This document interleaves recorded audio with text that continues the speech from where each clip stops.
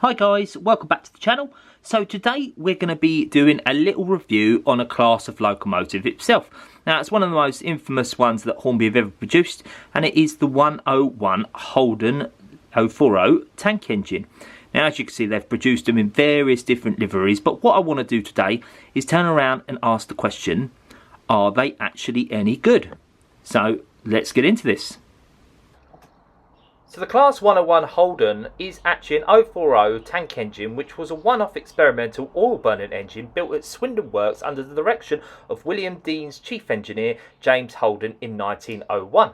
This unique 040 tank engine was originally built as an oil-burning locomotive to demonstrate the economies of oil-burning technology. Number 101 employed a complex firebox and valve gear, and the locomotive was intended for light passenger service on the Rington Vale Light Railway near Bristol. Due to technical issues associated with the design, the locomotive never left Swindon Works, where she was languished until 1905, at which that time the Great Western Railway made the decision to rebuild the locomotive as a conventional coal-burning tank engine. As a non-standard design, the locomotive appears to have been withdrawn and was scrapped thus in 1911. Now, the earliest release of the Class 101 Holden was in 1978, and this model, to my count, has had 24 reincarnations, all in different liveries, some including ones that you see today, as well as other known brands such as Ford and Coelmans. Now, the class locomotive you can normally find in most toy stores and starter sets, and normally everyone has one in their collection. But let's go in and have a closer look at one of the models. Now, in terms of these little 040s themselves, there is actually slightly more detail than you'd think you'd get on these little locomotives. So essentially, if we start here on the side, each one is exactly the same. As you see, you've got the cylinders there, where obviously the rods would then connect into. There is slight riveting there on the running plate as well, which you can see, and then on the side of the smoke box there as well. Now you've got a silver handrail that goes right along the tank there, and of course as well you've got quite nice lining around the name there, which is actually very nicely done, Little Giant, with the running number 709, and then also you've got the handrails here on the side of the cab as well. Now on the top there you've got the safety valves and the dome, and then obviously you've got some lining here, and then obviously you've got some slight riveting there on the cab, and you can see the moulding of the coal at the back of the cab. Now in terms of the cab itself, there is actually slight detail inside the cab there, which is quite surprising considering realistically these are quite cheaply made models. Quite happy to see that there on these little models. And again as well, on the front you've just got some plastic buffers, and then obviously the red buffer beam, and then you do also get a handrail which is on the front of the smoke box, as well as the smoke box darts, and these are all moulded, and you get a nice brass effect there on the top of the chimney as well. But overall, I mean, for what these are, I personally like them. I think they're one of these things that are Marmite, you either like them or you hate them, considering as well obviously Hornby have sort of done so many of these, and where I've got the Little Giant, I've got the Southern, which is an exclusive, it was a collector's club edition, and then of course as well I've got the Crimson King. So like I say, you either love them or you hate them. I quite like them, and for what they are, I think realistically they're really good little run around models, and they're really good to get people into the industry and into the hobby, and realistically you can pick them up quite cheap. I mean, I picked this one up in a job lot for £30, and realistically it actually worked out to be worth that amount for the collector club edition.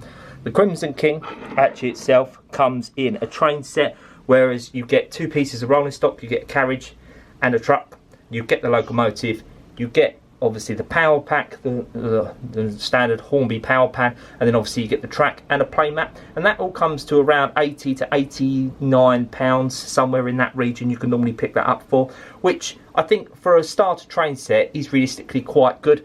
And then of course obviously if you do look on the second hand market, like this one for example, this Little Giant that I picked up, I picked that up at £5 at a steam fair on the Isle of Wight at Haven Street. I saw it in one of the tents. The guy wanted £5 for it. I thought I'd be silly not to pass up that up and not get it, so I got it.